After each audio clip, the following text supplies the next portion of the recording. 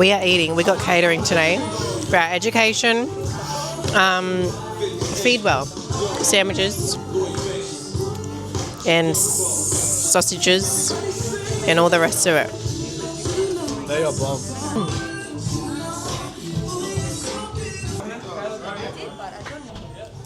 Do I have my cheek I tell you, I'm a fucking idiot as well. But I think I get it a bit burnt from when I walk from. Yeah, right. Hey. This is just the before. We're just having some lunchy. It looks yummy. We have Charlie here. There's Benny.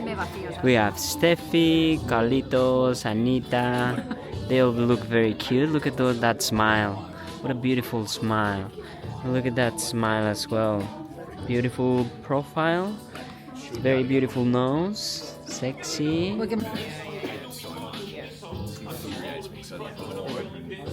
Everybody say, hey, Jordi. Hey, Jordi. Wee. Where do you find some light go?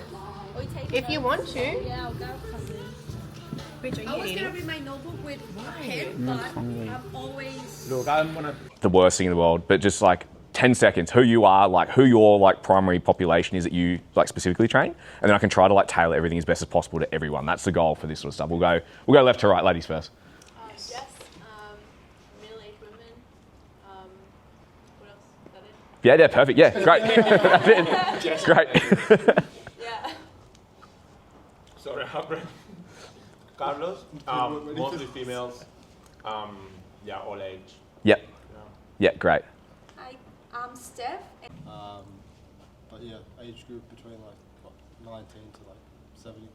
Yeah. Cool. Awesome. I guess for me, like my background is primarily athletes, and so what I want to try to do is bring that like approach to the general population side of it. So hopefully you can take some stuff away from it, because I think there's a lot of overlap that sometimes we just completely ignore. We think that they're two completely different groups of people, which they are obviously, but there is so much carryover and crossover. So hopefully we can get a bit out of that. For me, PDs, when we do stuff like this, like I want you guys to do a couple of things. One, be able to walk away with hopefully some new info, because that's always really good. That's the whole reason we're here. Two, be able to sit back and go, you know what, I'm actually on the right track. Because I think that's always good when you have PD and you go, I'm actually not far off the mark, like I'm doing all right. And then thirdly, off the back of this, you got any question or anything like that, just reach out to me. Like I'm more than approachable. As I was talking to a few of you, like I'm opening up a gym in Bondi Junction in a couple of weeks. So anyone here is obviously more than welcome at any point in time to come down, check out what we do, train, do whatever you want. I'm going to do through a couple of things. So I've just sort of put this together. I'll skip some stuff, I'll spend longer on some stuff, we'll just bounce around a little bit. So implementing training systems and methods is like the title of it. I'm OCD, so I like to know what's happening and where we're going. So we're going to do a bit of an overview on my philosophy and then trying to relate it back to you guys. And then like we can bounce back and forth and see what you're at. I think having some sort of philosophy in and around what you do is really important, because then you can always reverse engineer what you do back to that. Then we'll go through understanding like athletes and client needs individually, but then also group. So how we can actually structure programs on the fly and have some sort of system, because if you have a system, you've got a solution. And then maybe some methods and some coaching eye stuff that we'll get up and actually just do some like 101s, just quick stuff that we see, common exercises, faults and stuff like that. And that'll sort of give us a bit of a rundown for the 75-ish minutes that we got. Right. I guess always it's important, like, why should you care what I say? You shouldn't. It doesn't matter. Like, don't care, don't listen to me. It's all good. But these are just some of the athletes that I work with, and these are some of the, we shouldn't say we have favourites, but these are some of my favourites. I know you've got your old guy. That's kind of like, for me, like, that's this old guy here. So these are some of the guys and girls that I've worked with over the last couple of years that I really like. You shouldn't have favourites, but I do. Like some All-Australian AFL girls. Jared Mullen, he's one of my favourite players growing up as a kid, playing footy. Then he got banned. Worked with him as he tried to come back to make NRL. He didn't, but it was just a really fun project. Jenko, another one that got banned for 3.5 years for performance-enhancing substances. Apparently they all seem to find me. Worked with him for 2.5 years, and he got back and played for the Roosters for an entire year. And that was probably like a highlight for me in my career, probably working with Jenko, to be fair, for that period of time. He came back 125 kilos, like big boy. You know, he's playing weight's like 90. So you can imagine like the shape that he wasn't in when he came back.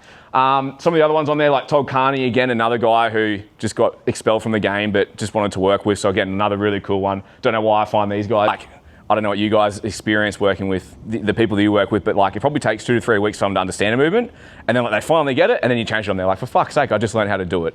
Happens with pro athletes, happens with junior athletes, all the way. Like they get really confident, they get really happy, and then you change their program, they just have a moment. So just keeping it consistency is really, really important.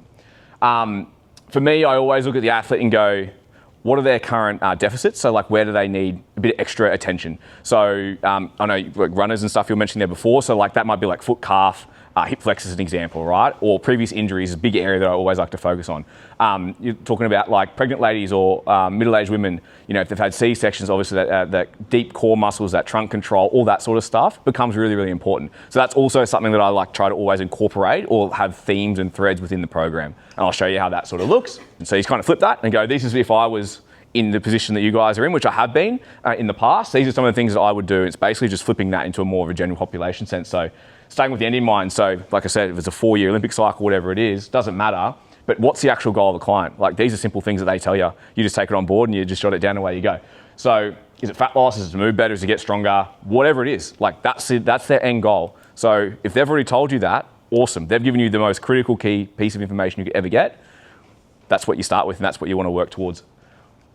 You still want to have that minimal change, but maximum return. So you want to choose staple movements and key patterns, right, that they feel comfortable with, but picking those right markers in like their movement competency, and I'll go through some stuff soon around that, but like picking something they feel really comfortable and confident in that you can always progress a little bit further to, but keeping it consistent at the same time.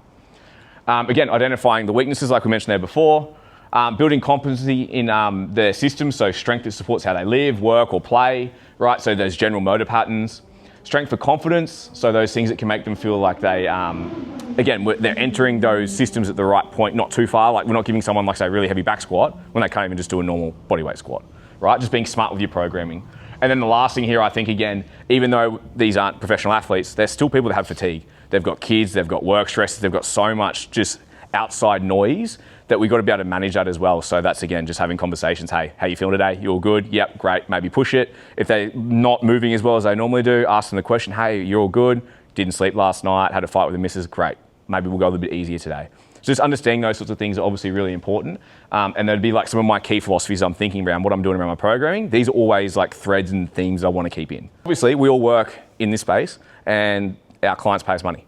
So we aren't in pro sport, for example, where like the players have to turn up. So whether they like you or not, they're going to be there. So you could be the shittest coach in the world or the shittest trainer in the world, and they're still going to turn up because that's their job. Versus in here, if you're shit, guess what happens? You don't have any clients. No one fucking paying you. You're just going to stand there, you know, playing with your thumbs. So there's kind of like this balance between, and I call it like entertainment.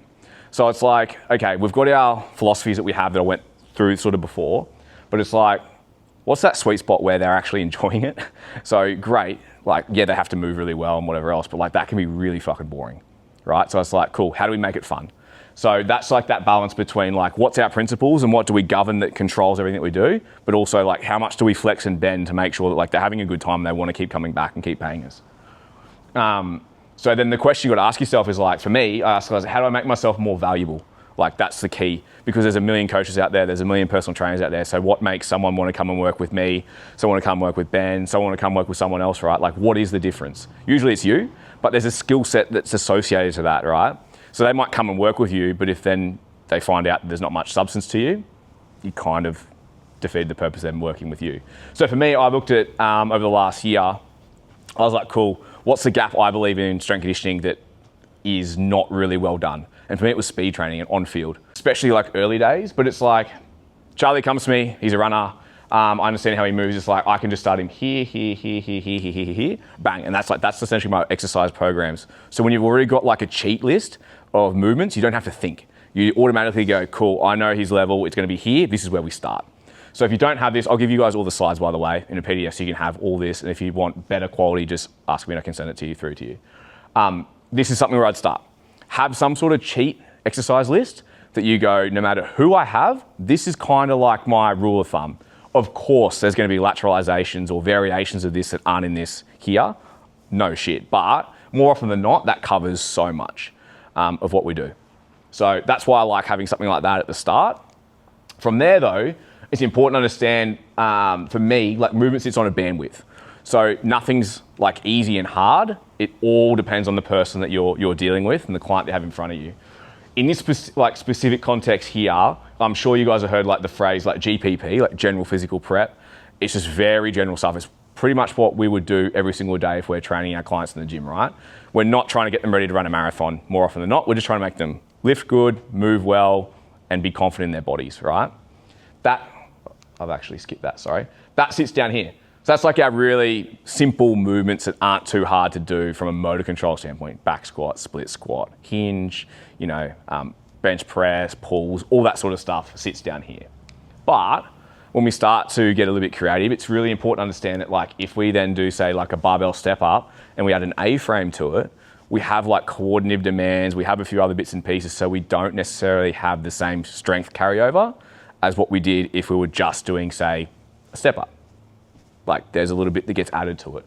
So like that's non-specific, very general, versus if we start to come down here, this is a lot more specific to sport, right? So just understanding that as we start to get a bit creative, sometimes we lose some of the things that we're actually originally chasing. So just understand where everything sits on that bandwidth with certain people is just important to understand for me anyway.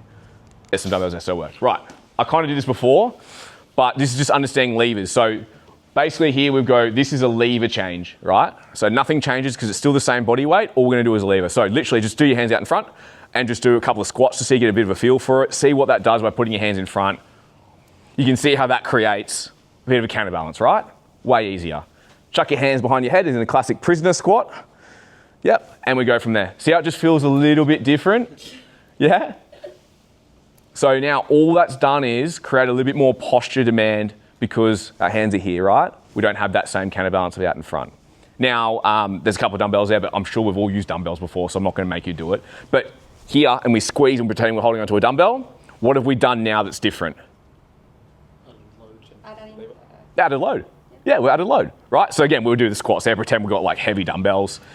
Yeah, great. What does that force us to do? Probably slow it down a little bit as well, right? Yeah, makes heaps of sense.